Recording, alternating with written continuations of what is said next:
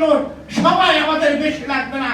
তার প্রমাণ একজন কৃষক কাছে হাতে নিয়ে কিভাবে তাদেরকে প্রতিবাদ জানিয়েছিল, যেটা বিশ্বে সেই ছবি প্রকাশ হয়েছে। গতকালকে আমরা দেখেছি সেই কৃষক আবারও সীমান্ত পাহারা দেওয়ার জন্য তিনি সেখানে দাঁড়িয়েছে। এই বিজেপি রাজনৈতিক দল একটি সন্ত্রাসী রাজনৈতিক দল, যার কারণে এই সন্ত্রাসী শেখ হাসিনাকে লালন পালন করে কোলে রেখে সীমান্তে উত্তেজনা করে বাংলাদেশে অরাজকতা করার চেষ্টা করছে। জাতীয় নেতৃবৃন্দ আছেন, আপনারা আছেন, সকলকে ঐক্যবদ্ধ থাকতে হবে।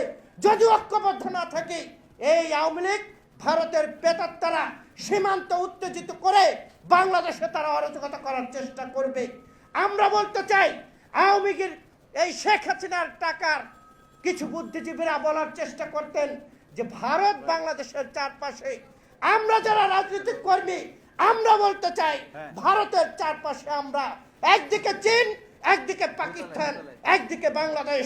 আমরা ভারতের আগ্রাসনকে মেনে নেব না, এটাই হলো বড় কথা। শুভেন্দ্র, আপনাকে চিন্তা করতে হবে।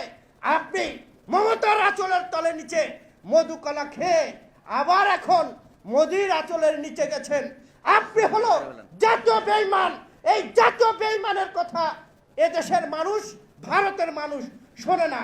সকলকে ধন্যবাদ জানিয়ে আমি আমার কথা শেষ করছি।